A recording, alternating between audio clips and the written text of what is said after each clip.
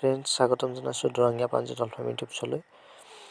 মই আগৰ ভিডিঅ'ত আপোনালোকক এই গাহৰিকেইজনী দেখুৱাইছিলোঁ। যদি আপোনালোকে মোৰ ভিডিঅ'টো চোৱা নাই আগৰ ভিডিঅ'টো, তেতিয়াহ'লে মোৰ আগৰ ভিডিঅ'টো চাই ল'ব। মই আজি আপোনালোকৰ আগত আলোচনা কৰিব ওলাইছোঁ যে গাহৰি কি পদ্ধতিত গাহৰি পালন কৰা হয়। আৰু মই যিটো ভিডিঅ' দিছোঁ, এই ভিডিঅ'টোত দাদাজনে কি পদ্ধতিত পালন কৰি আহিছে আগৰ পৰাই, মই এইটো আলোচনা কৰিব ওলাইছোঁ। গাহৰি আপোনালোকে তিনিটা পদ্ধতিত পালন কৰিব পাৰে।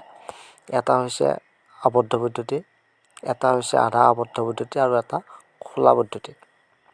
এই দাদাজনে খোলা পদ্ধতিত গাহৰি পালন কৰি আহিছে, আগৰ পৰাই খোলা পদ্ধতিত গাহৰি পালন কৰি আহিছে।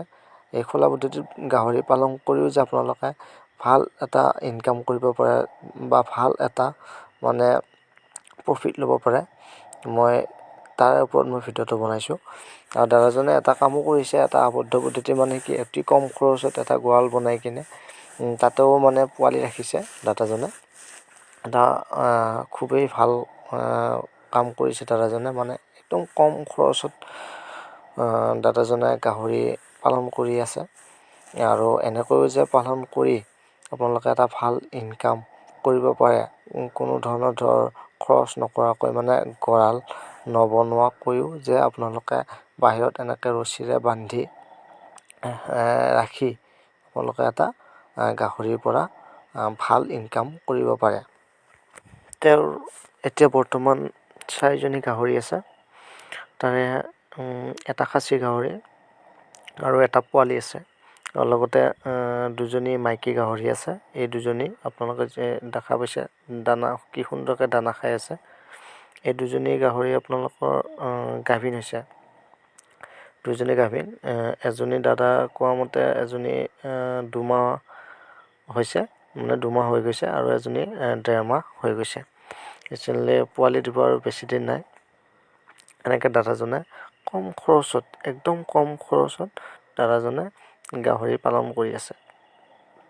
এতিয়া মই ক'ব ওলাইছোঁ যে আপোনালোকে যদি কোনোবাই যদি গাহৰি পালন কৰিম বুলি ভাবি আছে বা এতিয়ালৈকেও ষ্টাৰ্ট কৰা নাই, বা তেওঁৰ হাতত পইচাৰ অলপ প্ৰব্লেম, বা তেওঁৰ মন আছে গাহৰি পালন কৰিবৰ কাৰণে, কিন্তু হাতত যিমান ধৰণৰ পইচা থাকিব লাগে, পুঁজি থাকিব লাগে, তেওঁৰ ওচৰত সিমান পৰিমাণৰ পুঁজি নাই। তেতিয়া তেওঁ কি কৰিব?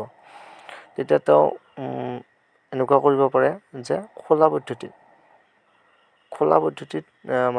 গাহৰি পালন কৰিও তেওঁ এটা ভাল ইনকাম কৰিব পাৰে। যদি তেওঁৰ হাতত ধৰা হ'ল 5,000 টকা এটা আছে বা 10,000 টকা এটা আছে, তেতিয়াহ'লে তেওঁ কি কৰিব? তেওঁতো গঁৰাল যদি বনাই দিয়ে, তেতিয়াহ'লেতো গঁৰালতে টকাকেইটা শেষ হৈ যাব। ভাল এটা গঁৰাল বনাব যাওঁতেও কমতে এটা গঁৰাল বনাব যাওঁতে 5,000 টকা এটা খৰচ পৰিব। তলিখন পকা কৰিব লাগিব। তলিখন পকা কৰি আপুনি যদি বাঁহৰো নিৰ্মাণ কৰিব খোজে, এটা ভাল গঁৰাল এটা নিৰ্মাণ কৰিব খোজোতে কম খৰচত, কমতে আপোনাৰ 4-5 হাজাৰ টকা পৰি যাব। 4-5 হাজাৰ টকা পৰি গ'লে কি হ'ব? গাহৰি পোৱালি কিনোতে আপোনাৰ শেষে হৈ যাব, দানা খোৱা পইচা নোহোৱা হৈ যাব, দানা খুৱাবৰ কাৰণে। সেইকাৰণে আপোনালোকে কি কৰিব? এনেকৈও আপোনালোকে গাহৰি খোলা পদ্ধতিত পুহি আপোনালোকে ধৰক গঁৰালত পইচাটো খৰচ নকৰি আপুনি পোৱালিটো কিনি আনি এনেকৈ যদি খোলা পদ্ধতিত ৰছীৰে বান্ধি আপোনালোকে গাহৰি পালন কৰি এটা গাহৰিৰ পৰা ভাল এটা ইনকাম কৰিব পাৰে। আপোনালোকে ফাৰ্ষ্ট ষ্টাৰ্টিঙত আপোনালোকে এনেকৈ পুহিব পাৰে, যদি আপোনালোকৰ হাতত যিমানখিনি বাজেট থাকিব লাগে, সিমানখিনি যদি আপোনালোকৰ যদি মন আছে, ইচ্ছা আছে গাহৰি পুহিবৰ কাৰণে, আপোনালোকে এনেধৰণে গাহৰি পুহিব পাৰে। আজিলৈকে ভিডিঅ'টো এইখিনিতে সমাপ্ত কৰিছোঁ। যদি বন্ধুসকল ভিডিঅ'টো চাই ভাল পাইছে, তেনেহ'লে মোৰ ভিডিঅ'টো লাইক কৰিব, কমেণ্ট কৰিব, বন্ধুবৰ্গৰ মাজত শ্বেয়াৰ কৰি দিব, আৰু লগতে মোৰ চেনেলটো ছাবস্ক্ৰাইব কৰিব নাপাহৰিব। আজিলৈ বন্ধুসকল, ধন্যবাদ।